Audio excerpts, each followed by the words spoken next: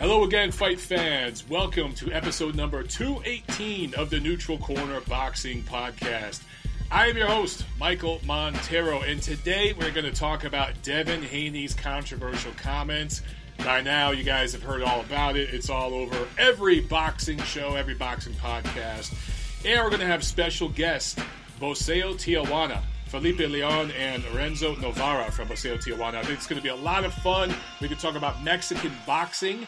We could get the point of view from south of the border. So, guys, get in your questions. We're going to go a little bit different. We're going on a little bit later than we've been going on. That is to accommodate our guests because they are in a different time zone. They're 3 hours behind me, so they needed a little more time. They couldn't go on earlier. So usually we bring guests on right at the top of the show. We're going to bring them on in about half an hour. So you guys can get right to the phones right now if you want to talk about some of this stuff. I'm going to jump right into the Devin Haney stuff. Before I do that, I just want to remind you guys, go to Apple Podcasts, Spotify, iHeartRadio, and everywhere. Make sure that you're subscribed. Make sure you're following me on Twitter, on Instagram, on Facebook. It's all at Montero on Boxing. Make sure you check out my stuff in the Ring Magazine and Ring TV.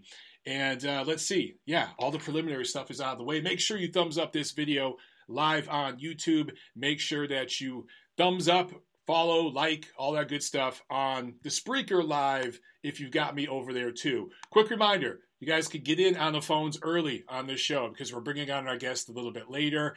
My phone is at a 50% charge. We will go as long as my phone holds up. All right? So if you guys have any questions, get on Twitter.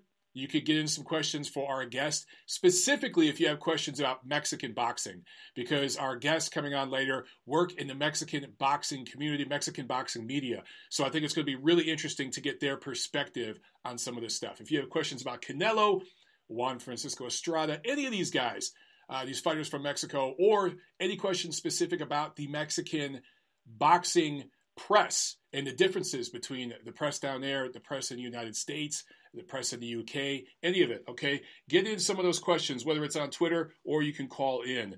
So, let's jump right into this Devin Haney stuff, man. I'm not going to repeat his comments word for word and all that stuff. By now, you guys have heard the quotes a thousand times over. So, I will paraphrase. Devin Haney was on an LDBC YouTube fan channel. He was not doing a media interview. This was just a total recreational thing he was doing in his spare time for fun. He was talking on there, and the issue of Vasily Lomachenko was brought up, and he basically said, I will never lose to a white boy. He didn't say white man. He didn't say white guy, white fighter, Caucasian. He said white boy. Now, a lot of you guys have asked me how I personally feel about this. I will get into that in a little bit. Let's just preface some things, okay? First of all, what Devin Haney said, I think we can all admit, regardless if you liked it, didn't like it, it offended you, it didn't offend you, whatever your political worldview is on this stuff, I think we can all admit that it was stupid. It was dumb. But Devin Haney's 21 years old. We all say dumb shit when we're 21. I'll be 41 in 2 months, and I still say plenty of dumb shit sometimes where I'm like, ooh, yeah, I shouldn't have said that. So I think we have to be very, very careful here. And when I say we, I mean the boxing community, okay? Whether you're media, fans, fighters, trainers, commentators, whatever. If you're part of the boxing community, we need to be careful to not over-exaggerate what Devin Haney said and give it too much weight. At the same time, we need to also not lower our expectations for somebody because of their demographics, whether it be their ethnicity, their age, whatever it is. I don't believe in that. I believe in holding everybody to the same standards. So need to be careful that we remain objective and logical here, okay? But again, I will say he's a young guy. He's 21 years old.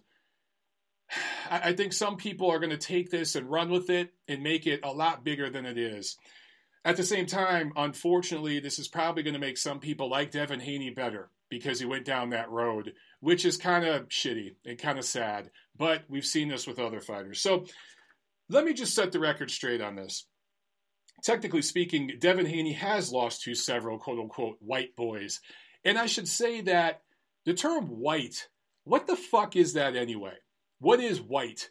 Because what society might see as a white boy or white man, and what the United States Census Bureau sees as a white boy, white man, is two very different things oftentimes.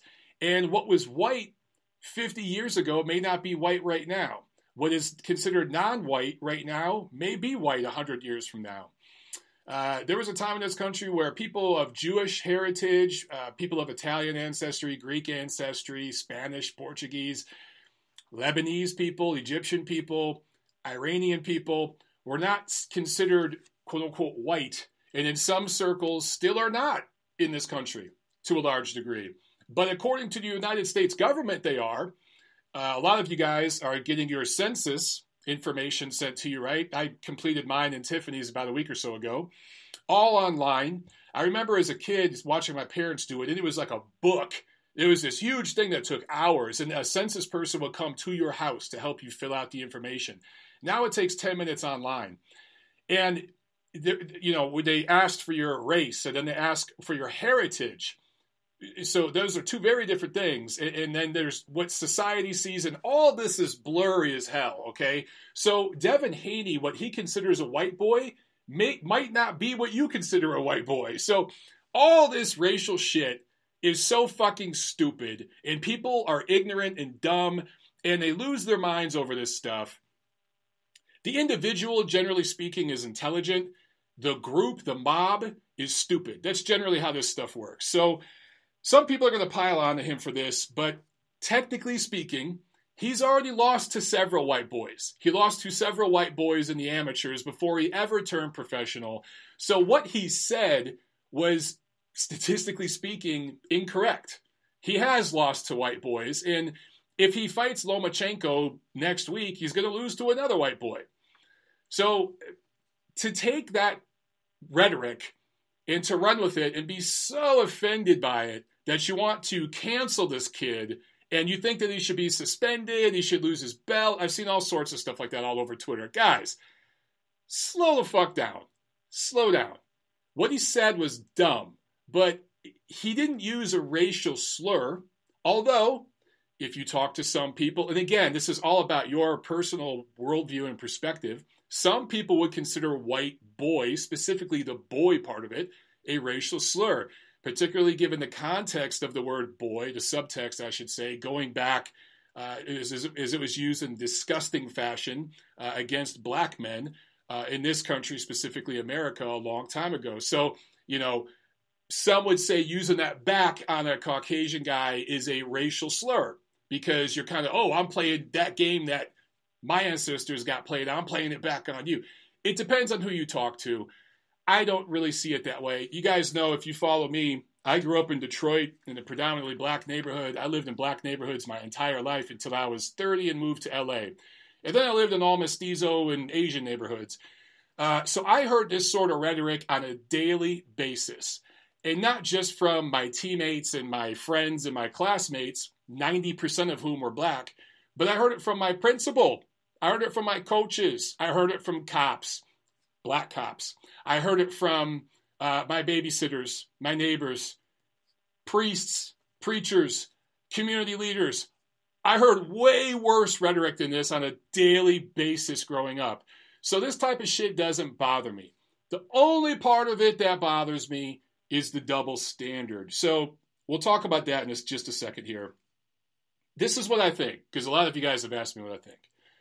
He was on a fan show that is on a channel that panders to people with a radical extremist worldview. Whether they're aware of that or not, that's the reality. The people that follow that channel and that community of fan channels, and these people are not media, they're fans that have very popular channels, some of them. They have a radical extremist viewpoint. I think Devin Haney knew that. And one could interpret that he may be a fan of this channel because he was pandering to that channel's base with the rhetoric he used. Had he been doing a media interview with ESPN or The Ring, I don't think he would have used that rhetoric. I think he would have said, I'll never lose to Lomachenko.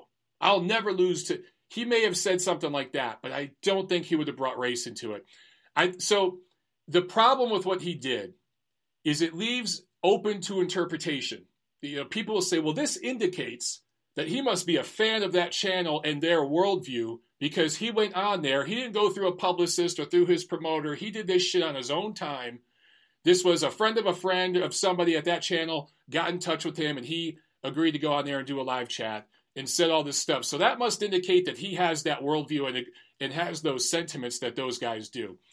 And now I don't like him. That's what some fans might think, and that's the problem with what Devin Haney did. At the same time, though, there are fans out there that will say, man, I like him more because he has that worldview. When Deontay Wilder kind of went down that road, he became very, very popular with that community of YouTube fan channels.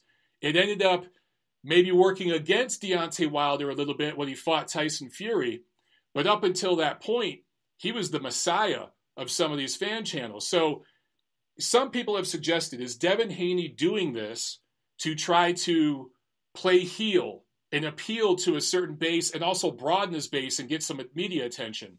I don't particularly think so, and here's why. If you're going to do that, why wouldn't you do it on the biggest platform possible? People keep bringing up Bernard Hopkins and the comparisons of when Bernard Hopkins said similar things to Joe Calzaghe, who is half Italian, and that's kind of hilarious in its own sense that he called him a white boy, but yeah, we'll just skip over all that. But when Bernard Hopkins did that, that was a fight that was on HBO, and at that time, HBO was the top of the mountain in boxing. And I believe that was HBO pay-per-view. Correct me if I'm wrong, guys. And that was part of the preview show or whatever for that fight.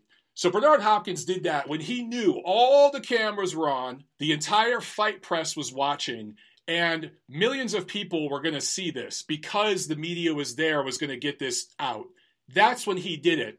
I think it was a very calculated move from Bernard Hopkins that ended up backfiring for him, as these kind of comments always do, just about always do. The only one that kind of worked out for was Floyd Mayweather when he said really, really horrible things about Asian people and ended up beating Manny Pacquiao. Had he lost to Pacquiao, though, probably wouldn't have aged well. But most of the time, people that make these sorts of comments, it ends up biting them in the ass if they end up losing later on in their career. But again, Bernard Hopkins did this in a very calculated fashion as a grown man at the very top of the mountain in the sport, promoting a pay-per-view against a very specific opponent when the entire fight press was paying attention.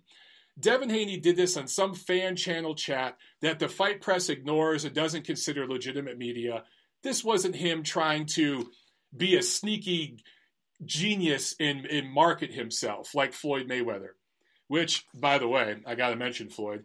Devin Haney's come out and said that he's walked the comments back and said, I'm not racist, and he posted a picture with him next to Floyd Mayweather and said, I'm chasing greatness. I'm sure Floyd did not want to be associated with this shit. He's got enough to deal with right now. He's had a really, really rough time recently. The last thing he needed was to have his name dragged in this by Devin Haney. The reason why I've included Floyd Mayweather in this conversation is just because of that. Haney brought him into this. So there's zero comparison with what, I mean, there's slight, because Floyd Mayweather called Manny Pacquiao a yellow midget on a much smaller platform, but he did do that. A lot of people don't even know that that happened, but it did happen. And some people saw that and were offended by it. Manny Pacquiao really couldn't give a shit. It didn't bother him one iota. He still did business with the guy. Vasily Lomachenko is still going to do business with Devin Haney one day if that's meant to happen. I don't know if that fight will happen. But anyway, I do think with Devin Haney, this is me playing psychologist a little bit, there's a little bit of a sense of entitlement in this young man. I should state for the record, about a year or so ago, I contacted him through the proper channels as a member of the media, through a publicist, through a promoter. I got a hold of him and we scheduled a real interview. And I did a feature story on Devin Haney in The Ring magazine well before he was as known as he is now and had the platform he has now. Well before he was signed with Matchroom and getting $1 million purse to fight Journeyman on the Logan Paul KSI undercard. Long before that. I found him to be a really nice, smart young man that really had a bright future ahead of him. To go with all the skills he had in the ring, I was like, man, this kid's really got a good head on his shoulders. He gets it. So I never had an issue with the dude, but if you look recently on Twitter, he's said a lot of dumb things and just come off kind of whiny and kind of spoiled, a little delusional, and privileged. I think he's rather privileged. He probably doesn't think he is. He's been told by the entire press corps and Hollywood and everything that he's not, but in actuality he is.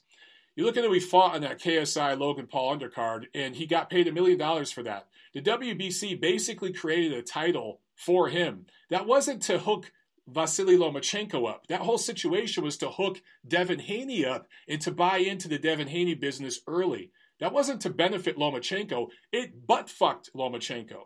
That whole situation with the BC and those belts at 135, that helped Devin Haney. Okay? So the kid has been really treated pretty well and been pretty spoiled. And he's been tweeting recently saying, everyone's ducking me. No one wants to fight me. And just kind of complaining to the point where Teofimo Lopez, a guy who's actually doing it the hard way, who hasn't had the privileged road that Devin Haney has had, and has had to work for it a little bit more than Devin Haney and not made as much money, and is about to fight the guy who might be pound for pound #1 in the world. He's certainly in the top 2 or 3 later this year, probably. Teofimo Lopez said, "Shut up, kid. You're annoying everybody." That's basically what he said to Devin Haney. So fellow fighters are calling this kid out right now. And then he goes and does this. So I think that his handlers need to get a grip on him. This is not quite the Claressa Shields situation, but it's getting close, okay? Claressa Shields condoned violence against a senior citizen, okay? Claressa Shields really crossed some lines. She racialized some things, she sexualized some things, and she condoned violence against not only Ali Bashir, but against James Ali Bashir. But before that, remember, good job, Unc, when, God, I'm trying to think of who the guy was. Her uncle, after that Darrell Uzcategui fight, assaulted Uzcategui, right? So she went far beyond what Devin Haney's done. But people really need to get a hold of her. Dimitri Salita and her Claressa's management need to get a hold of her and rein that shit in. Right now, that's what we need with Devin Haney. His people need to get a hold of him and say, look, slow down with this shit. You look at where he was before this whole quarantine thing started with fight fans and where he is now. There's a small niche community of fight fans, the LDBC, that like Haney a lot more after racializing everything. But outside of them, and maybe they'll buy his pay-per-views in the future, maybe they'll stream it for free, I don't know. I can never know that. Neither can you. Only they'll know. But outside of that small group of people, everyone else, including people of all ethnicities, all backgrounds, are kind of looking at this kid like, shut up and get in the ring and fight someone and earn your fucking title and quit bitching. Dude, you got paid $1 million to fight on an undercard against a journeyman. You got a title over email. You're doing pretty good for 21 years old, having fought nobody and accomplished nothing. You're doing pretty well. Stop bitching. Calm down. It'll come to you, dude. It's not going to come overnight. You got to work for it. You got to earn it. Like Floyd Mayweather, the guy that he put in his tweet today, the picture of him and Floyd next to each other, chasing greatness. Dude, when Floyd was 21, he was shutting the hell up and working. Say what you will about Floyd the last 10 years of his career. The first decade of Floyd's career, he was the motherfucking truth. That dude was a monster at 130, at 135. He fought he didn't fight everybody, but he fought a lot of them. He fought most of them. And we'll bring up Floyd later because this is the 18-year anniversary of that fight with Jose Luis Castillo, which a lot of people feel he lost. We'll talk about that later. But dude, Floyd earned every dollar with that work he put in early on. It just so happens he was being represented by Top Rank and the evil, quote-unquote, Bob Arum at the time, and that's who built him up into who he became. But we won't mention that. It wasn't Al Heyman. He went to Al Heyman much later on. Anyway, these young guys have to stop trying to think that they could just jump in and be Floyd tomorrow. They idolize the guy, and I get it. He made a lot of money, but he earned it over years of hard work And prior to moving to 140, the dude really, really fought some killers and did pretty damn well for the most part. North of 140, yeah. It was a manicured career. I get it, okay? He still did pretty damn good. But that dude, say what you will about Floyd, outstanding promoter, one of the hardest workers in the sport, lived in the gym 365. These young guys want to just jump in and do what Floyd did at 21. Slow down, dude. Slow down. That's what I'll be telling Devin Haney right now. Okay, we got a few calls I'm going to jump to in just a second. But let me just say, I took down a few notes because I wanted to make sure I got all this out there because this stuff is so sensitive for people. My personal views, because some of you have asked me about this. I'm not offended by this shit. Like I said before, I grew up hearing much worse every single day from my friends, from my coaches, from the people I trusted, okay? Because that's the community I lived in. So what Devin Haney is saying, it is unfortunately a viewpoint that some people have. And it's look, I'll just say this, okay?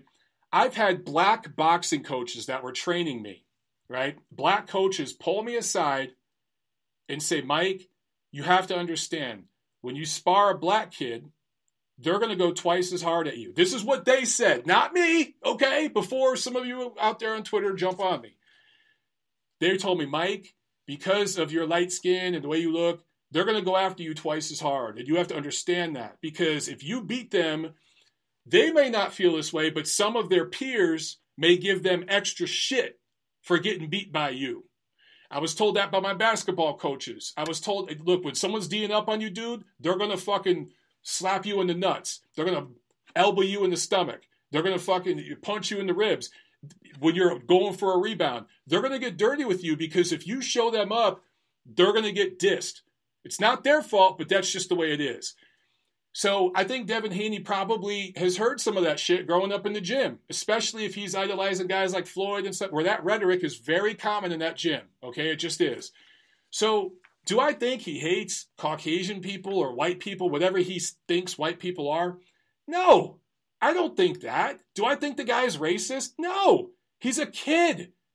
He said something stupid. We've all said something stupid. So does this offend me? Am I losing sleep over it? No.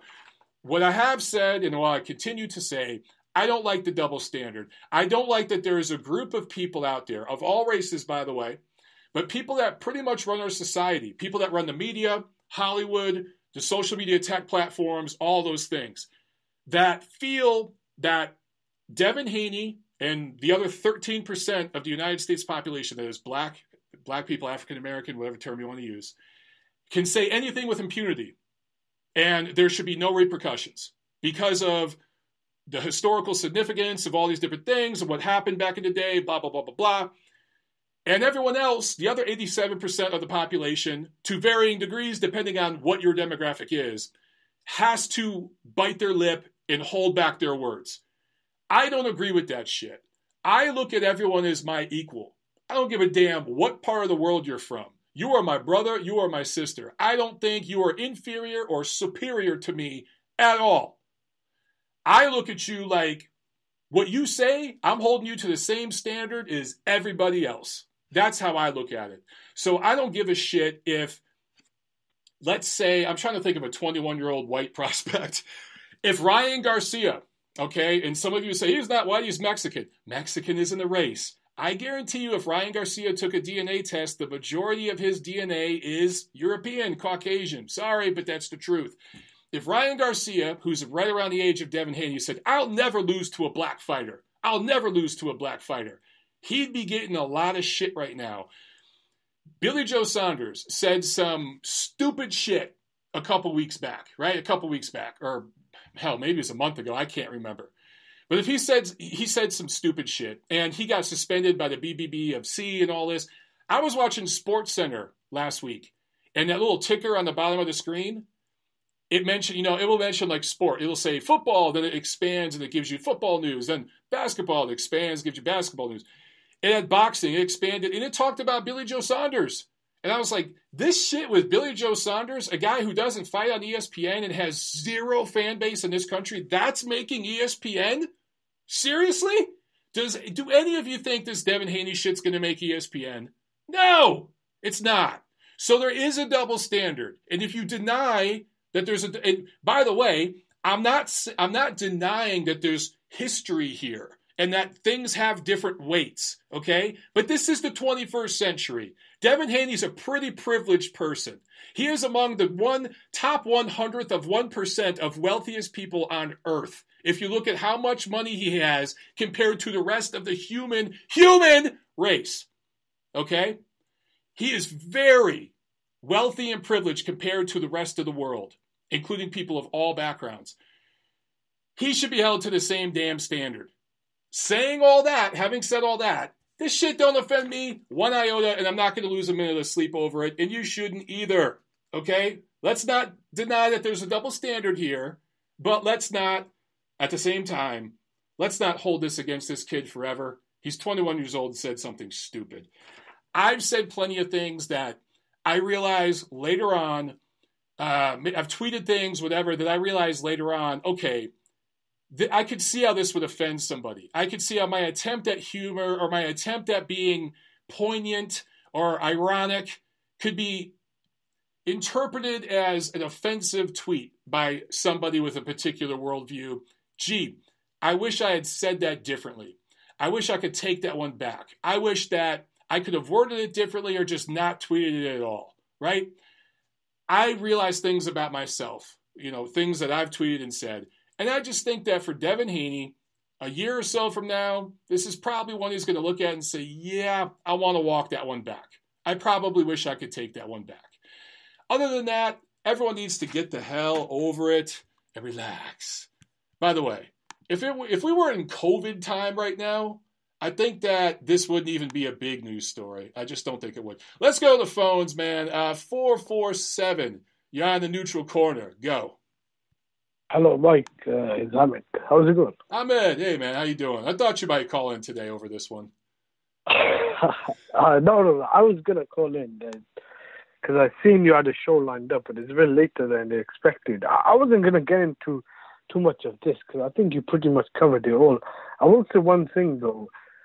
I think some people, there will be double standards on both sides. Some people didn't like Devin Haney because they were really big fans of Lomachenko. Nothing wrong with that.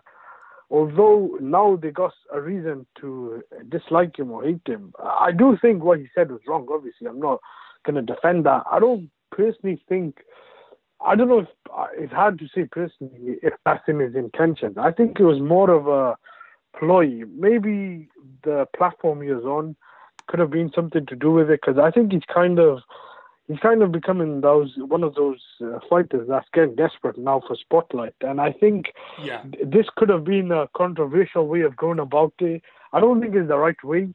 I think his dad or someone should have, warned him about it, because we've seen what Wilder tried doing a couple of months ago, and we've seen how it backfired. So I don't personally think it's a good way, but I do think there is a double standard, because a lot of people keep bringing up Kovalev, and Kovalev did have some, a lot of controversial situations outside the ring, race-related and that, but people keep using that as a scapegoat for this. Like, this is completely different to what happened with Kovalev, and that's one thing I don't understand. If Billy Joe Saunders had said something like this, we've seen what he's getting already punished for.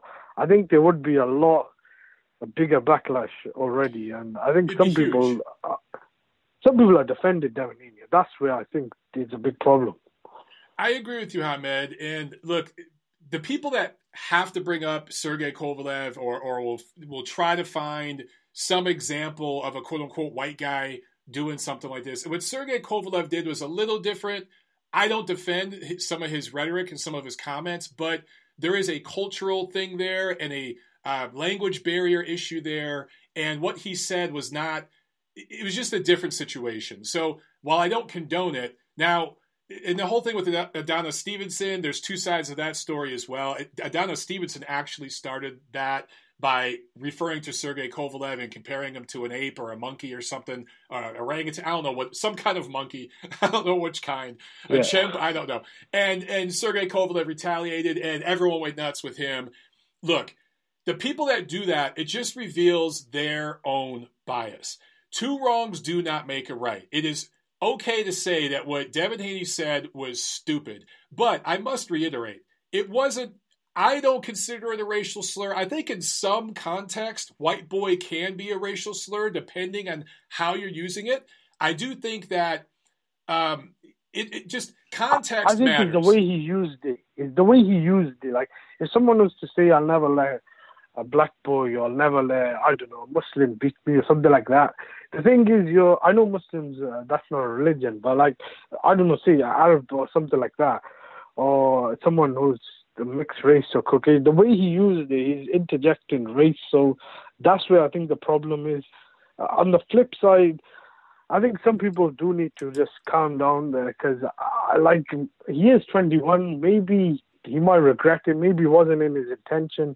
I personally think he should try and apologize, take that back, because that's not the way you should be going about it. But the platform he's on, I think he's kind of maybe catering to that sort of demographic. But I'm not sure. Like, it's tough to say what his intention was. I think he's trying to get a fight to Lomachenko, and he's trying to do everything in his possible way. I just don't think that's the right way to do it.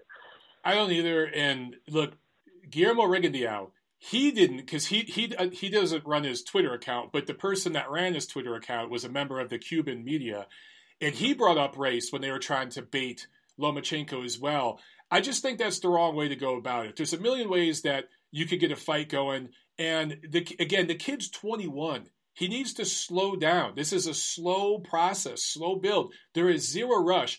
Slow down, dude. Don't use other people's names to build up your name. I want to hit on something you hit on, though, Hamed. I do think that, context matters in the way that you are correct in the sense that some people can interpret what Devin Haney said as a racial superiority type of comment, because I'm not necessarily saying I feel this way, but some people might, because him saying, I'll never lose to a fill in the blank, whatever it is some people may interpret it as saying black people are better than this group. Therefore, I as a black person will never lose to this group. And some people may say, oh, he's a black supremacist. He was on a black supremacist YouTube channel. What was he doing there in the first place? Is he a fan of that channel? Is that why he went on there? So I agree with you that it leaves a lot up to interpretation. But again, the kid's 21. I think that we should give him a chance to, walk this back. And young people say stupid things. So I was going to say, I agree with that. Like, that's what I was saying. The thing I wanted to call about was about the whole WBC situation, because I know a lot of people are big fans of Lomachenko. I myself, I'm a fan as well, but obviously I'm a boxing fan first. I think Devin Haney took a lot of stick, which wasn't his fault, and at the same time, he kind of went about it the wrong way. Because to my knowledge, Campbell was going to fight Lomachenko. Now, they were going to fight for the WBA and WBO and rings belts. The WBC came in and they said, we're going to make this for the vacant WBC belt. Once they did that, I think from there on in, you can't blame Lomachenko, because once you put the belt on the line, he's won it outright. Now, what they did after that was very bad, because they made him, I think, into some sort of franchise champion, and then they put the belt on the line vacant for the regular belt for Devin Haney, and I believe it was one of the guys he fought. I can't remember his name. That's where I think there was a problem. They should have just let either...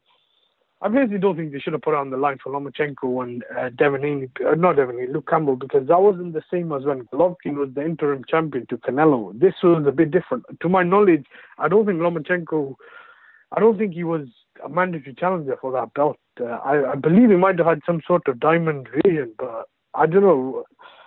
Here's my issue with the WBC situation. Then, Hamed, I gotta let you go because I got a bunch of calls, man.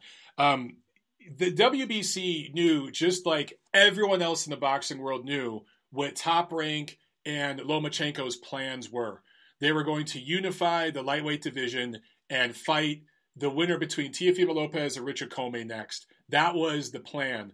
And the WBC knew that. They approved all these unification fights. So for them to ruin all that with this whole situation with these two belts. I thought that was really egregious, and it just screwed up a really great situation. If you want to make him franchise champion, cool, but wait until the unification fight. Then do it. Then give Haney the vacant title if that's what you want to do. But don't screw up the unification for everybody. All right, Hamed, I got a bunch of calls, brother. All right, I got to let you go, my friend. All right, thanks. Have a good night, man. All right, you too. Okay, we're going to get to one more call real quick, and then we're going to bring our guest on. I see that our guests are on the line. But let me jump to one call real quick. He's been on the line for a while here. 773, you're on the neutral corner. Go. What's up, Mike? Yeah, as far as this, Devin Haney, I can't say I'm surprised. When it comes to the offended angle, no, I'm not offended because I'm not surprised. When it comes to boxing, this is the way it is in boxing. Man, you go to any boxing gym, and it's not a room full of Boy Scouts. Well, right. I'll just put it that way. It's not a room full of Boy Scouts. So this is the way they're brought up. This is the way they think. Honestly, I think a lot of them think this way. I know they do because like, they've used that rhetoric against me before. I mean, I grew up in the gyms, and this sort of rhetoric is very commonplace. So sorry to cut you off, but yeah, it's how a lot of people feel. It just is what it is. Yeah, it's how a lot of people feel, and I think a lot of people are trying to give him a pass. Oh, he's young, he's this and that. Go ask, do you think Vito Melnecki, he's around the same age, he might even be younger, do you think he would ever say something like this? I don't think he would ever even think of saying something like that. I think it's, he's old enough. He's a 21-year-old man. He's not a 12-year-old child or something. He's a 21-year-old man. He knows better. And he got caught saying this, and I think the way people are responding to it, saying, it's so funny listening to people imply that Lomachenko is privileged. I've heard this so many times. They go with the white privilege. He is from war-torn Ukraine. Right. Okay? Devin Haney is the privileged one in this scenario. Exactly. Lomachenko was born in a war. There's a freaking war going on when he was born. Exactly. I mean, the shit he saw, Devin Haney couldn't hold a candle to it. And it's just ridiculous. And people bringing up other scenarios and this and that. It's Kovalev. How long was that Kovalev situation? I mean, we got stuff happening. It changes week by week. I think it was over a decade ago. So, look, when Deontay Wilder was making excuses against Tyson Fury, and I was talking about that on Twitter, there were certain Wilder defenders out there bringing up Vladimir Klitschko's loss to Lamont Brewster, which I think was 15 years ago or something. People will try so hard to make these false equivalencies and to try to justify their side or people with their political worldview doing something wrong with the opposite side doing something wrong. Two wrongs do not make a right.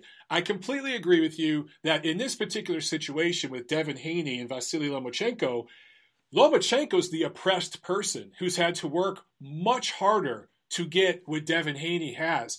Devin Haney was born into and has lived and enjoyed much more privilege than Vasily Lomachenko. But unfortunately, we live in a political world now where people don't look at the individual. They look at the collective because that's the way they've been taught by Hollywood, the media, academia. It's the way they've been taught. And Devin Haney is a 21-year-old millionaire who has done nothing as a pro. He did fight Juan Carlos Burgos. Let's give him that. But the guy he fought for his title, which is a paper title, the $1 million purse he's getting to fight B and C level opposition, the huge deal he signed with Matchroom on DAZN.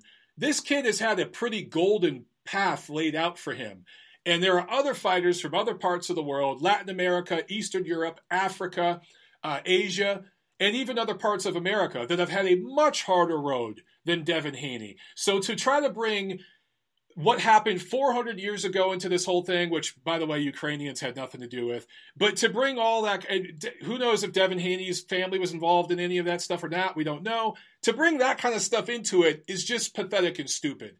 This is 2020, people. Let's focus on what's happening right now. I'll let you have the last word, brother, and then I got to let you go. Okay, yeah, my last point is, as far as his YouTube channel goes, I mean, this is the thing. I think a lot of people think these YouTube channels, the new media, the LDBC, I think they think that's the real world. And so they say this shit, and They think, oh, it's fine. I'm saying I'm on YouTube. This guy says on his YouTube channel. My other friend, he says on his YouTube channel, they're gonna mess with this dude's money, Devin Haney, because eventually he may get away with this time and that time, but keep it up with his narrative, and he's gonna start messing with his money because your little YouTube shows and new media, that's not the real world. They live in their little bubbles, and they're all a little circle jerk with their little black supremacy narratives. It's just, I'm surprised that YouTube hasn't banned some of their channels, honestly, because there's a lot of channels that got shut off for a lot less than shit they say. I watch some of their channels just to get a rise out of them, and it's ridiculous, some of the shit they say. It's just blading over the top, but I'll leave you to it. Thanks for taking my call, Mike. All right, thanks a lot, man. And look, I agree with a lot of that sentiment. And look, I don't want to beat up on anyone's YouTube channel and their platform, but there are certain YouTube channels out there, and you guys know which ones, that really are dedicated to pushing this extremist, divisive narrative. I'm not talking about somebody that's misspoken once or twice or said things and maybe they walked it back. I'm talking about someone that regularly pushes a certain agenda that's divisive and polarizing and, quite frankly, ignorant. And why would you, as a fighter, want to be associated with any of that? You've already seen PBC, who is, in a way, financing some of these people at one point, some of these platforms, has now distanced themselves from some of them. They've said, no, you ain't coming to our fights no more, dude. They've cut them out. So if PBC, who was, taking care of these dudes essentially at one point, if they've had enough to do with them and they're walking out, why would you, as a fighter, put yourself anywhere near that? It's just a bad look. And I need to say this. BoxingScene.com put this story out there. And I like Keith Idec. He's a good reporter. He's worked in the business for decades. He does a fantastic job. But he posted this piece about this whole Devin Haney situation. And he posted the quotes. And I get why he did it from a financial perspective. But he also gave that channel a platform and a voice on a reputable boxing news site. And that's a mistake, dude. That's a mistake to take this. He named the channel and he put it there on Boxing Scene and gave them a platform. Now, this person spitting this ignorant rhetoric can tell their followers, we're legit. We're on Boxing Scene. That was a mistake, Keith. And I would say it right to Keith's face. And I like Keith. He does a fantastic job. But I think that was a massive mistake on his part. Okay, guys, let's get to our guest here. Let's switch topics. Let's talk about some positive, fun stuff. Let's see. Let me get both these guys on the line here.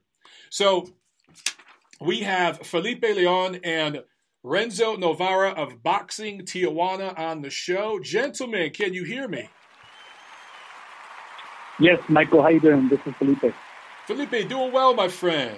Renzo, can you hear me? Renzo. Okay, we don't have Renzo. Renzo, you're on the line, but I was on mute. Oh, maybe you're on mute. How's it going, Michael? Oh, there. Hi, Felipe. Hey, man, I've done that a million times. How you doing, fellas? Yep. All right. Good. How you doing, Michael?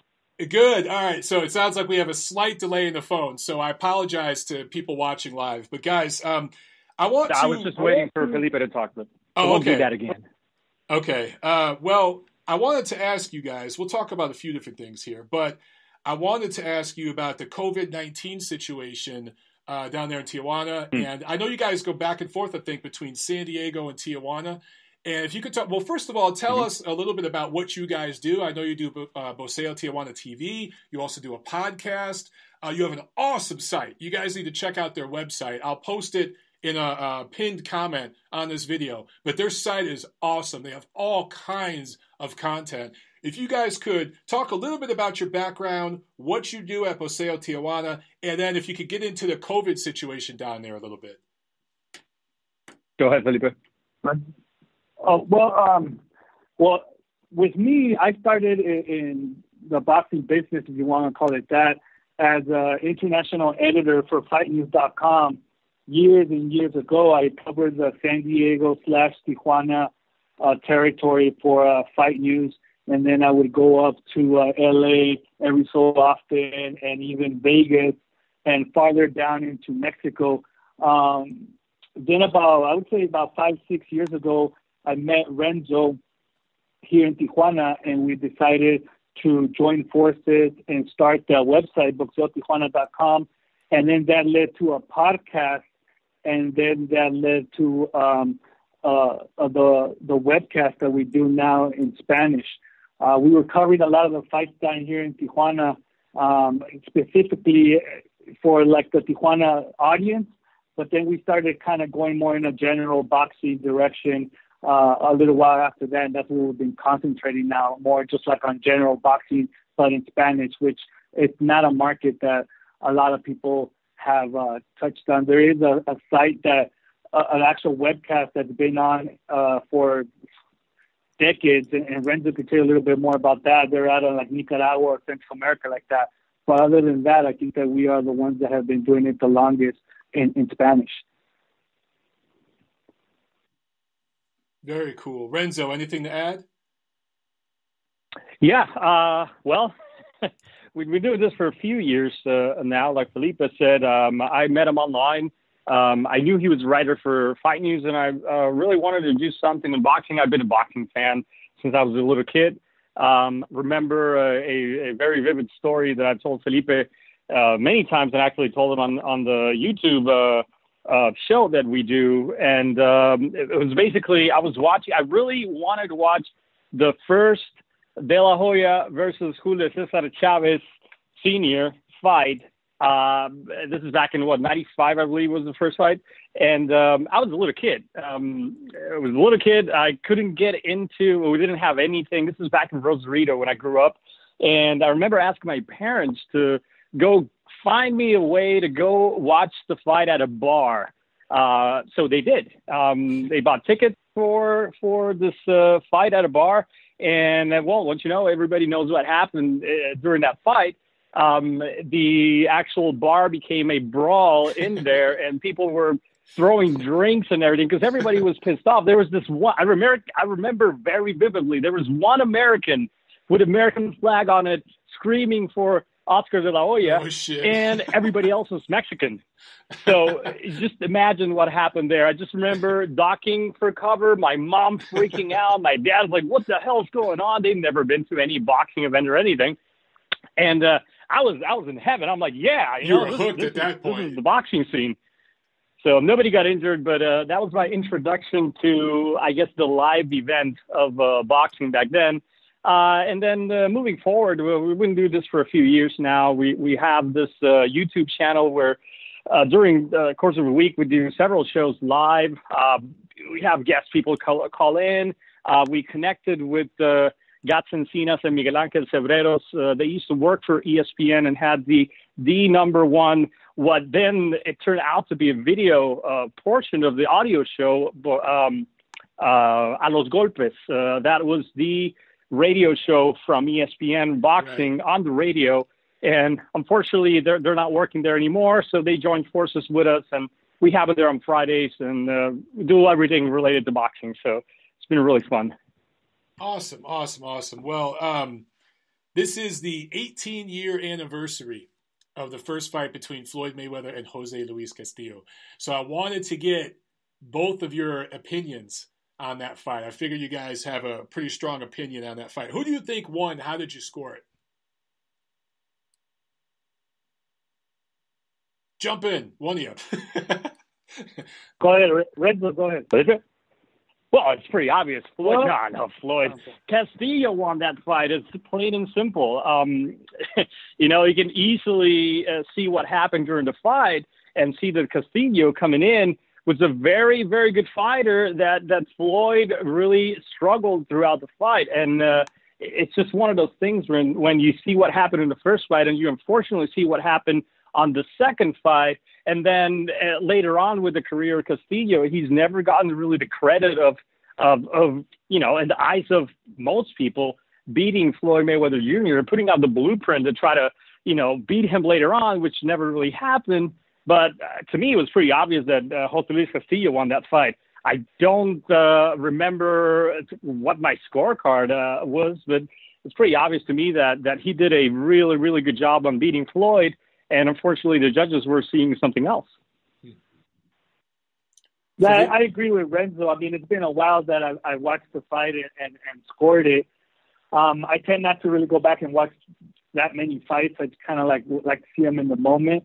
But yeah, I mean, I've seen it. I agree with Renzo that Jose Luis Castillo won the fight. I mean, it wasn't as blatantly obvious as maybe we might remember. I mean, it was a close fight. And the fact that Floyd was able to win the rematch in a more convincing manner kind of leans more towards his claim that, that maybe he wasn't the right guy that night against Julio Cesar. Jose Luis Castillo, the night of the first fight. But if somebody can even say that they even sent Mayweather down to the canvas, it's Castillo, since Mayweather touched the glove on the canvas and it was ruled a knockdown. So at least he had that claim to fame.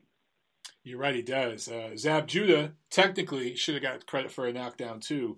We skipped over this, but I wanted to know everybody that I have on, I have guests from all over the world, and one thing I've just been asking them recently is the situation with COVID-19, the coronavirus, the quarantine. What's it like there in San Diego versus Tijuana? Is there a difference when you cross the border, just the way it's being discussed in the media? With Mexican media versus American media. I just was curious about your point of view on that whole thing. Go ahead, it's a very touchy subject. I have a really, really good friend of mine who right now is fighting for his life, connected to a ventilator. This is basically my best friend, and it's been rough couple of weeks, to say the least. And that opened up a lot of information that unfortunately is not being put out in the media about how bad the situation is in hospitals. The numbers at Mexico and also, the U.S. and certain other countries, those are not the real numbers. I mean, there's a lot of things going on in the background when people are dying from COVID-19. And they're saying it's pneumonia, and that's what they're writing down on their death certificates. The situation in the hospitals here it's really bad, and it's only getting worse. And it's supposed to get worse in the next few weeks or so. So it just depends. There's a lot of people in Mexico that don't believe it's true, and there's a lot of people that are actually doing their thing, and they're staying home. Unfortunately, the situation in Mexico is not the same in the U.S. as far as having most people being able to stay home and still, keep their families safe and with food and money, because a lot of people have to work. It's a day-to-day, paycheck-to-paycheck kind of deal. So it's a hard thing to think about. How can you tell everybody to stay home if some of them, if they do, they won't be able to feed their family? So I understand that part. The part that I do not understand is the people that still try to go out there. Yesterday, just here around my block, there was a party, full-on party, and the police took. Yeah, it's insane. I mean, us, my neighbors, everybody that stays inside, that we've been bunkered down here for the last month, are really telling the cops, go do your job, and sometimes they don't, sometimes they do. So it's a really interesting situation. Things in California. Obviously, California was, they essentially shut down. I believe it was the first state in the U.S. that did that, and things have gotten a little bit better as opposed to other places in the U.S., other states in the U.S. But in Mexico, it's just we can't rely on what the numbers that they're telling us. So, the situation, I think, it's going to get really bad, and if people don't do their thing and just try to stay home as much as possible, just go out for essential things. I just don't know how bad it's going to get in the next couple of months or so. Well, one thing that is different between Tijuana and the United States is the economy. I mean, a lot of people in San Diego have the ability to stay home. I have the ability to stay home. I've been in quarantine for almost a month.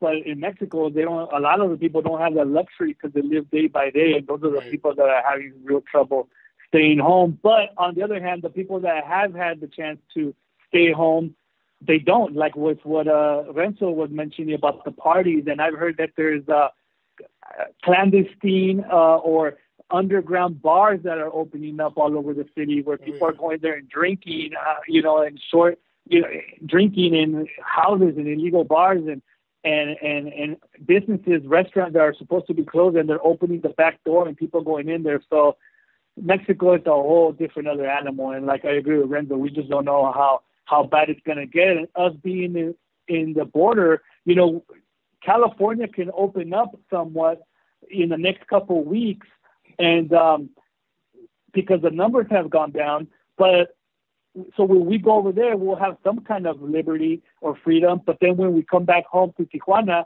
we might be in a bigger lockdown than we are right now, because the numbers are so much different between one side of the border and the other.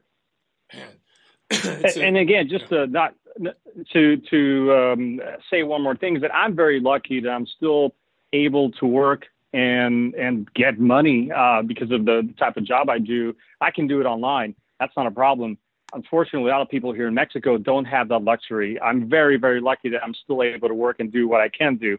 But others don't do that. They can't do that. So I understand that part. Again, the people that have to go out there, that have to maybe sell food or do stuff like that, and try to do it in a safe manner. But the idiots who go out and actually, keep on going, having a party, it's just insane. I mean, they're just not thinking about their neighbors. They're not thinking about their families, their elderly, family members. It's really bad. And we just have to pray that things don't get as bad as they're saying it's going to get. I agree. And I agree with your sentiments that some people have to go out and work. I mean, my hometown of Detroit, it's a very blue-collar town. Most people either work for themselves or they work, for contracts. It's working with your hands. That's how most of my family is, where there are plumbers, there are electricians, they work in factories. And if they're not going to work, they're not getting paid. So it's difficult. Speaking of the media, you brought up, Renzo, the Mexican media. I wanted to ask both of you the main differences between, in your opinion, between the Mexican boxing media and the American boxing media, because you kind of dabble on both sides, right? And you're heavily invested, of course, in the Mexican fight media. So I'm curious what you would say are some of the biggest differences between the two. Well, I mean, the differences are the same differences between societies in the United States and in Mexico. The United States, as well as we do, Michael, is that to get a credential, you basically have to, put an application, wait for them to respond to it, and then they either say yes or no, and then if they say yes, it all depends on where you're going to sit, if you're going to sit in the first couple of rows, or they're going to send you to auxiliary, et cetera, et cetera, et cetera. Same as if you're going to get anything in the United States, you have to go through proper channels. In Mexico and in the Mexican boxing media, that doesn't exist. There's no application. You just show up to the door, tell them with the media, and if the guy at the door believes you, he lets you in. If not, you got to call the contact from the promoter, and he has to come to the door and get you, and then they show you to your place, and you sit down and you watch the fight. Now, if it's a bigger fight, which Renzo and I have had the opportunity to attend, we even went in Mexico City when who fought there? It was Luis Neri and on different bouts, obviously, and then Gallito Estrada, and those was a little bit bigger in a bigger arena. And I know somebody in the Sanford organization very, very well, and all I have to do is make a phone call, and he gets me the credentials. But it's basically just like society, who you know and who's going to get you to the front of the line, just like, the difference between anything in Mexico and the United States. Interesting. I didn't know that. I did not realize that. We have a question from Twitter. John Uden, who always asks great questions here on the show. He wanted to know your guys' opinion on Berchelt versus Valdez. He says, Valdez, his style will make it an all-action fight, but I can't see him winning. How much do you think the heavy hands of Berchelt takes out of Valdez in the long term? Of course, he's talking about Miguel Berchelt and Oscar Valdez. Valdez is working in San Diego with the Reynosos, with that great camp that they're building there. I personally think that the more time that goes by before that fight happens, I do think it benefits Valdez, because that gives him more time with Reynoso to work on things and fine-tune things. He's trying to slow him down. But what do you guys think about that matchup? If and when it happens, who do you favor and why?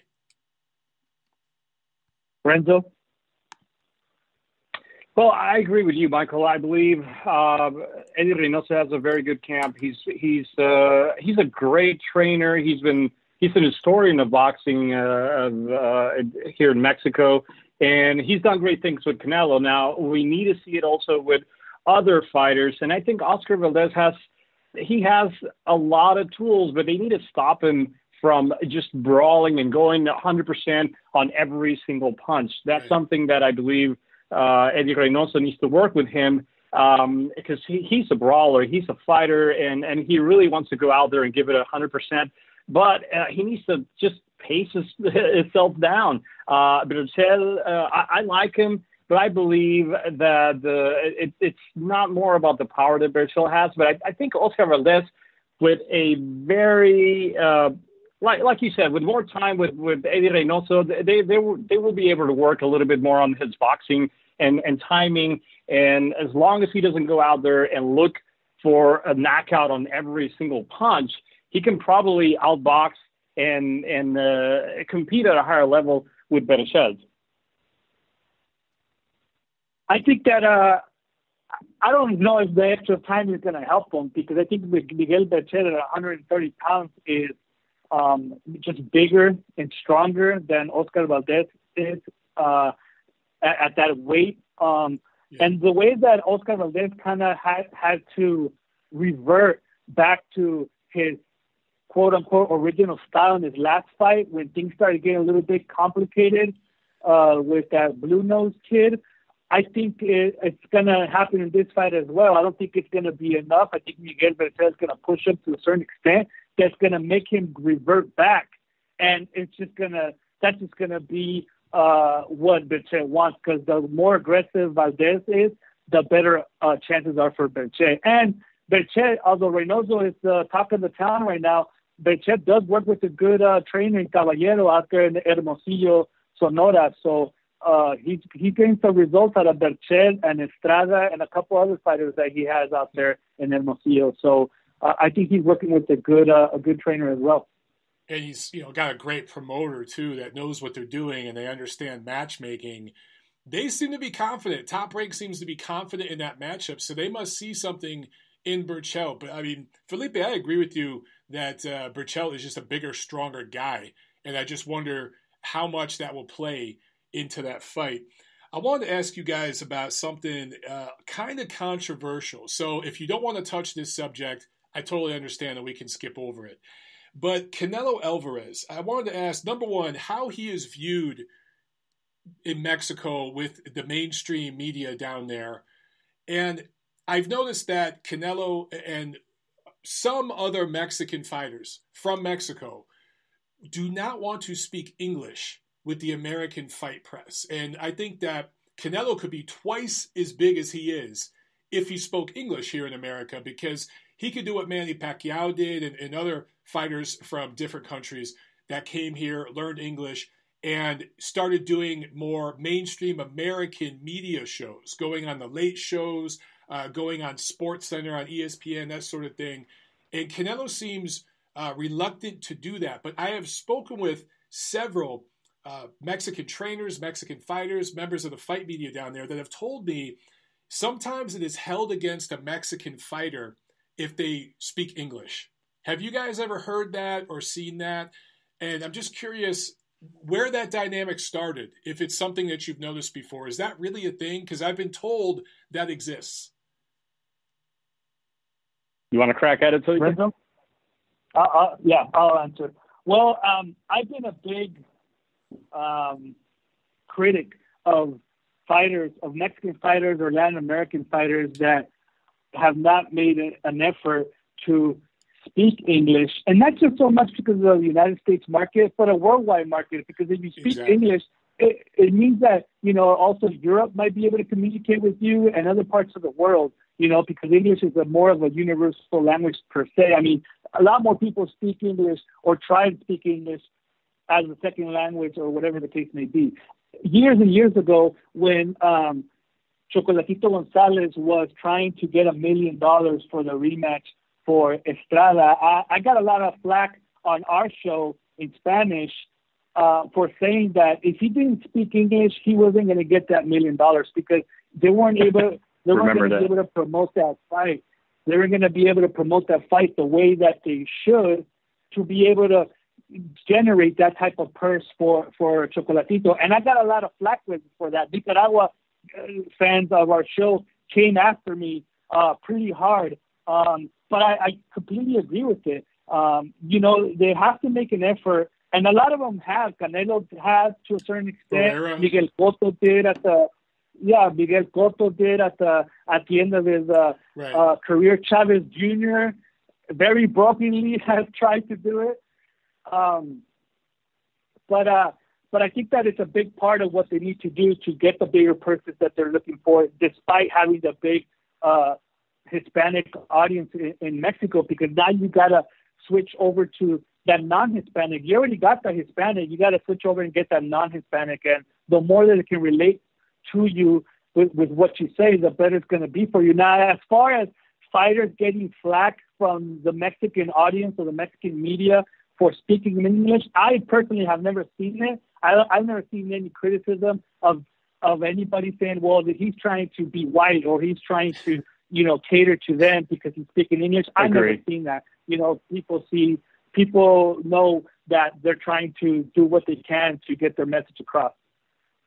I think the thing about Canelo is that he's made. I mean, he's done. He doesn't need to speak English, unfortunately, for him. I've been with Canelo at camp, interview him, and the thing with Canelo is that he's a very good fighter. He's a very talented fighter. He's grown up a lot boxing-wise in the last few years. Everybody knows that. Okay, he's a very polarizing fighter, though, in the Mexican way style of fighting, and he doesn't have that charisma, and he doesn't care. He's said it many, many times. That's the way I am. He's been in Twitter wars with David Faitelson, which is a very recognizable reporter, a Mexican reporter. I've seen that. And I've seen those tweets. Yeah. And he was one time after all of that happened where there was a lot of back and forth and things were said. He actually went into the ESPN show because they do a show up in L.A. ESPN in Spanish has offices in L.A. He was there live. They were going at it. And the thing is that Canelo said in that show, I don't really care what people think about me. I am who I am. If you don't like the way I talk, my attitude, that's your problem. I do the talking inside the boxing ring. I agree that Canelo Alvarez with everything that he has going as far as the market-wise, how good of a fighter he is, and all of that. And if he would, try to go out and speak English and open up a little bit more to the world, because you're totally right, and I agree with Felipe.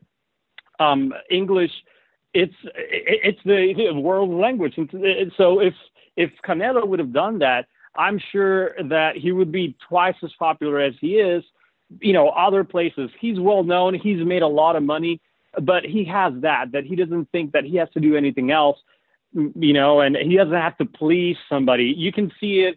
I've been interviewing Canelo in the past, and one thing is the Canelo, when you turn on the camera and you start talking to him about boxing, there's a little bit of a switch that goes on when that happens, as opposed to the Canelo when the cameras are not on. He's way more friendly and stuff. And then Felipe has known it because they don't like. I don't understand that thing. It's kind of like the charisma that Chavez Sr. always had, and that's why he's liked. And people like that kind of a persona in the Mexican fighting. It's not only about the style, because we all know Canelo doesn't necessarily have that brawler that, going all the way in and like they say it in Spanish, morirse en la raya, to die right there at the boxing ring. But on top of that, he doesn't have that charming charisma. So I think that's why Canelo is a polarizing figure. And there's a lot of people in Mexico that like him. There's a lot of people that also don't like him. But it is what it is. He's the face of boxing. And that's the difference between a Chavez Jr. who quite honestly, I mean, we can all agree that he shouldn't be boxing anymore. I mean, he's really I mean, maybe not boxing at this level with getting all this popularity. I mean, that guy sold out that Phoenix Arena against Daniel Jacobs because it wasn't Daniel Jacobs. Let me tell you that in Phoenix. And why do people keep following when every time? And I include myself as one of the ones that follow him. You know. And no, really? Why do we keep? Why do we keep doing it? Because the guy's likable, even though he's on Instagram saying wearing these crazy outfits and saying these crazy things. He's a likable guy. I've been around both guys. You know, I've been around both guys plenty of times. And if you ask me who I'd rather have a beer with at the bar, and you probably would have it with me, it's Chavez Jr. Yeah, of course. Well, it's the same thing with Adrian Broner. I mean, he says stupid things. He does awful things, but he's such a character. I'd have a beer with Adrian Broner. It'd be hilarious. You know, it'd be fun. Guys, unfortunately, my phone is about to die, so I'm going to have to let you go in a minute. But before I do, please let everybody know where they can find your stuff, your YouTube channel, your Twitter, your site. Please give everybody your information. So the main website to go to it's basically our channel, YouTube channel. Find us. It's in Spanish, so Boxeo or Boxeo, if you pronounce it in English. Boxeo Tijuana. We do live shows there. People can follow us. We do occasionally have American callers, calling in and listening into the show. They learn a little bit of Spanish while, listening and talking boxing. So that's great. So, we can actually, if the Mexican fighters would like to speak English, then we can provide a service. We talk boxing in Spanish and in English. So you guys can all follow us through there. We also have a Boxeo Tijuana radio on iTunes and everywhere you can get podcasts. So you can listen to all the shows also on an audio version. Awesome. Guys, thank you so much for being on the show. Let's definitely do it again when my phone is fully charged and we could talk longer. But thank you so much. Stay safe, and we'll talk soon. All right? Thank you, Michael. Thank you. Thanks, Michael. All right, guys. Boxeo Tijuana. All right. I am having some tech issues right now. Hang on one second, guys. All right. What the hell is going on? I've lost the ability to get to the phone calls. So anyway, guys, we're going to have to wrap the show because my phone's dying, and I probably got 5 more minutes left on there anyway. So in closing, let's keep perspective on the whole Devin Haney thing. He is a young guy. What he said is stupid. I don't defend it, but if I'm not losing sleep over it, you guys should not as well. I thought we had some very, very interesting points made from Felipe and Renzo. If you guys have any more questions for them, let me know, and I'll shoot them over to those guys. Because it's a shame we couldn't have them on longer. I see that you guys, there's several of you on the phone lines right now. I'm sorry I can't get to your calls. Maybe we could do another show or just a live video later this week, because I'm sitting here clicking my... Oh, there we go. Actually, hang on. Oh, I've just got control back. Okay, guys, I don't know how long my phone is going to hold up. I might literally have 2 minutes left or 3 minutes left, but I will try to jump to these calls real quick. 852, you're on TNC. Make it quick. Go. Hi, Michael. Yes, 852. Yeah, I can... You're breaking up. Hi, Michael. This is Roberto from Peru. Yes, my friend, it's Roberto from Peru. I'm really happy you can have Boxeo Tijuana in there. These guys are hilarious, are really deep knowledge on boxing. I'm happy to meet both finally best shows in Spanish and English. My friend, you're breaking up. I could barely hear you. So give me a call back if you can real quick. Hang up and call right back, okay? Because I can't hear you. Your phone was breaking up. I'm going to jump to one more call real quick. 512, you're on TNC. Go. What's up, Mike? How are you doing? Good. How you doing? Is this doing all right? Don Quixote?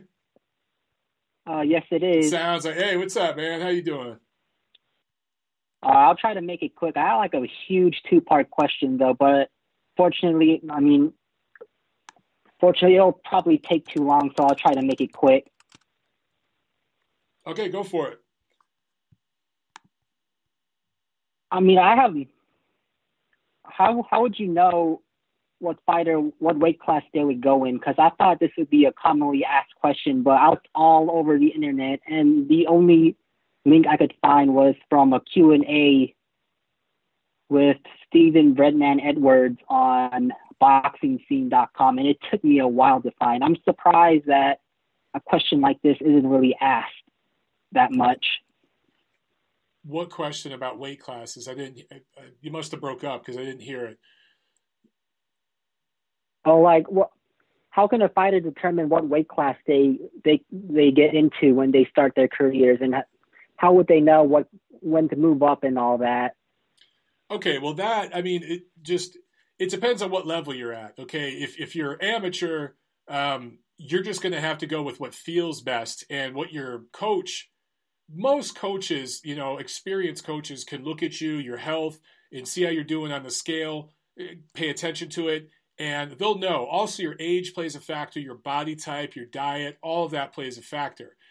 These professional fighters, a lot of them have nutritionists, they have strength and conditioning coaches. These people have degrees with the science behind this stuff. So, unfortunately, you do get some fighters, particularly from certain parts of the world, that don't work with those individuals, and their trainers try to keep them at a weight class that's too low for them, and it ends up hurting them. I think Jaime Munguia is a good case of that. I think if Jaime Munguia were an American fighter, he would have been at 160 a year or so ago already.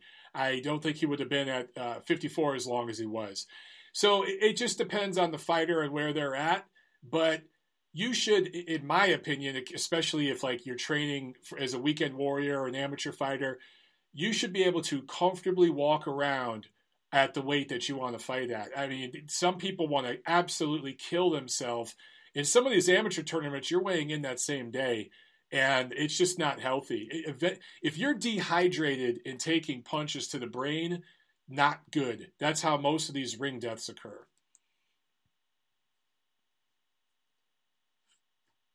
So, looks like, all right, I think you dropped off. Okay, sorry about that, guys. It looks like we have one more caller in the queue. Don Quixote, I hope that answered your question. It really comes down to it's different for everybody. There's no real science to it, bro. It's human beings are different. So 852, you're back on the show. Hopefully I can hear you better this time. Go ahead, my friend. Yes. Hi, Michael. This is Roberto from Peru. I hope you enjoyed the visit from Boxeo Tijuana. These guys are really experts. I don't know if you are listening to me or not, but really, I enjoy the show in Spanish. I enjoy your show in English, and I think the show with both of you were really, really great, my friend. Thank you, Roberto. Your phone is still breaking up, but I can hear you a little better this time, but you're breaking up a little bit. So we just got a bad connection today, man. But I thank you very much for calling. I appreciate it. I got to let you go. I got one more call to get to, and then we're going to wrap the show up. But I hope you enjoyed the show, my man, and definitely call back in, okay? All right. Thanks, Roberto. And we're going to go one more call. I don't know. Maybe we're just having issues with the phone, guys. I know the app that I use, they did send us a communication this week or last week that their bandwidth they're having issues with bandwidth. So 317, you're on TNC. Last call of the show. Go. Hey, can you hear me? Is the connection good? Yes, I can hear you. All right, it's Jack Alter. I thought so. What's up, Jack? You were in the middle of talking to that, and I had something in my throat, so I tried coughing, and I didn't want to interrupt you, but I was like, oh crap, is he gonna be pissed because I cough, and you're thinking I'm trying to interrupt you or something? Call with a prank call. You know what? I'm actually surprised. I have not got one prank call yet. No one has called and trolled me yet. So I almost did that, saying, "Yo, fuck you," saying, "Fuck you, Andre Ward's the best," or something I'm surprised it hasn't happened yet, man. I know it's going to happen. So fuck Montero, he sucks. I mean, it's coming. But anyway, sorry. Go ahead, man. I don't know how long my phone will hold up, but go ahead. We'll talk as long as we can. All right, one more thing. I've been telling everyone about that burger story. Dude, everyone working at Burger King, everyone laughs at it. It's the funniest thing. I got more of those. I got a lot of those. I was a fucking delinquent, man. Yeah, well, I work in a deli, and there's this, like meat shaved, like when you shave it, like people like their meat shaved sometimes. Yeah. So, this lady asked for it shaved, and my friend Josh kept shaving it for her. This is just something little and stupid, but he kept shaving it for her, and she kept saying he did it wrong every single time. And then she's like, "Whatever, can I just get some cheese?" He's like, "You want that shaved too?" And that's something little. That's little and stupid, but I wanted to ask a few questions. Oh, go ahead. What? Go ahead. Oh yeah, I wanted to ask you. Not necessarily like recommended diet, but like, what's your diet right now? Because I see you're big guy, working, running all the time, in shape. So what do you eat? It depends on what you want to do, dude. I mean, you're a young guy. When I was your age, it was about putting on more mass because I was tall and skinny. I was like, I think I've talked about this, but I could fight at 178 when I was in the Marine Corps. I was like 177, 178, and I was still 6'3", 6'4". So I was a tall guy. I was just skinny as hell. But in my early 20s, I wanted to put on weight.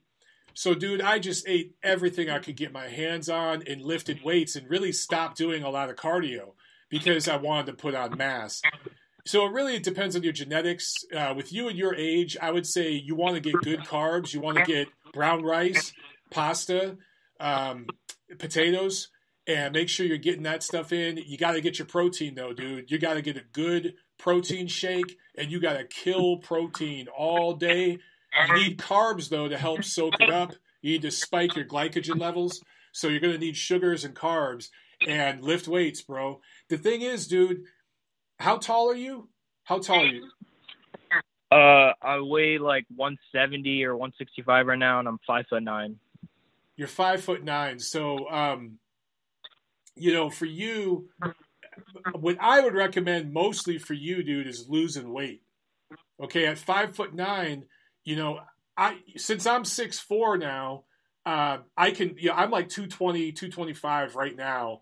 If I were fighting, I'd probably be down at 212, 215. So, I can wear that pretty well. But, for you, dude, you want to get down under 160. You want to be able to lose No, absolutely, yeah. So, if you're trying to lose weight, you're not concerned about bulking up and shit right now. For you, bro, you need carbs. Carbs in the morning, carbs midday. But post midday, you need to keep it to meats and veggies. If you're going to do fruits and carbs, I would keep that for breakfast, a snack between breakfast and lunch, and then lunch. If you worked really hard that day, maybe you can have a little snack after lunch that has a little bit more carbs in it. But, man, I'm saying dinner time and after that, you need to keep it to meats and veggies. That's it. And then I would also try intermittent fasting. That's worked really well for me too, where you only eat in an 8-hour window of the day. You could try that as well. But if you're sparring, if you're training really hard that day, you need to eat food.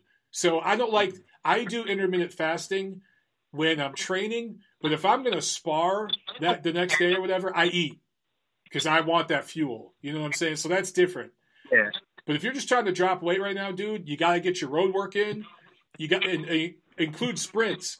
Mix it up. Do like running where you run like 5 miles one day, and then the next day do sprints, do stairs. If you can find a local school, like a high school, where you can go on the football field and do stairs. Do stairs. Yeah, exactly. Straight this is up. what I've been. Yeah. I was just gonna say run straight up, but also run sideways up the stairs. You know what I'm saying? Do side steps up the stairs to work on your footwork with the stairs. But do sprints on the football field, bro. Do 40-yard sprints and do 100-yard sprints. I'm talking balls out, 100-yard end zone to end zone sprints, but also do 40-yard sprints and do suicides. Suicides are fucking awesome, man. Do you know what suicides are? I'm pretty sure, isn't it? Where you just don't stop.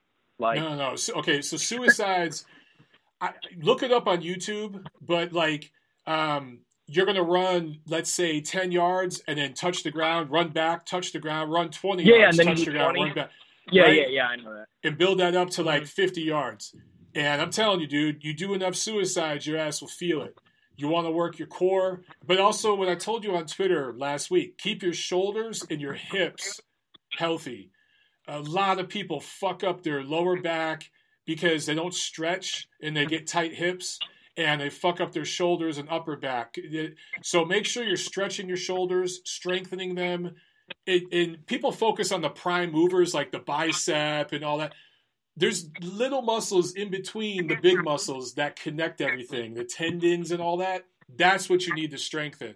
So it's not necessarily about having the biggest pecs or the biggest biceps. It's about all the connecting tissue and keeping that shit healthy. So many people fuck their shit up because they just bodybuild. You know those dudes that do bench presses that are like 3 inches? You know what I'm saying? Yeah. Or like they get on the leg press and they lift it 6 inches. Like, don't do that shit. That's going to fuck you up. Yeah. Hey, have you met like Canelo in real life? Yeah. Well, like Yeah, one-on-one in the gym, no. I've only met him in situations where I was interviewing him. I haven't hung out with him or anything like that. Oh, no, yeah. Yeah, how tall was he? Like, give an estimate, because I don't think these guys are as tall as they say they are, right? They're like an inch shorter. They always lie about their height. Canelo's not. What did they list him at? 5'9" or some shit? He's probably 5'7". Yeah, 5'9". 5'7", 5'8", something like that. Damn, how about G? G's a legit 5'9", 5'10". So, you know, Canelo's probably 5'8". Because, yeah, I'd say Gennady is a legit 5'9" or so, 5'10". Yeah, that's and you said Wilder doesn't lie about his height. No, Wilder, I've met him, and he is a little taller than me, and I'm 6'4". So Deontay doesn't lie about his height. He's legit about his height. All right. I don't want to leave your show like running and stuff. So I'm gonna head out. I got some. I'm gonna make a smoothie probably. I got Chris Algieri's Fighter's Kitchen book. Have you got it? No, you should really recommend it. He gives like a bunch of good recipes in there for like fighters to eat. I really recommend it. He But knows his shit. yeah, man, about to make a smoothie. All right, man. Enjoy your smoothie, bro. All right, man. Yeah, thanks for the tips. All right, man. No problem. You too. Have a good night. Bye. All right, guys. That's the show. My phone is about to die, so it actually held up longer than I thought it would. Like 20 minutes ago, it said it had 10% battery left. So I feel bad because I rushed Felipe and Renzo off the phone. I could have kept them on the phone longer. My phone held up, but technology, always a good time. All right, guys, let's wrap this show up here, man. Let's do it. Let's get the outro music going. Good show today. I hope that you all enjoyed it. I hope we didn't trigger too many of you. And if I did trigger you, just calm down, relax, breathe. It'll be okay. We're all in this together. Remember this, guys. There's only one fucking race, and that's the human race. All right? So shut up with everything else. Just relax. Love each other. All right? We're all we got. All right, guys. On that note, I'll see you at the fights.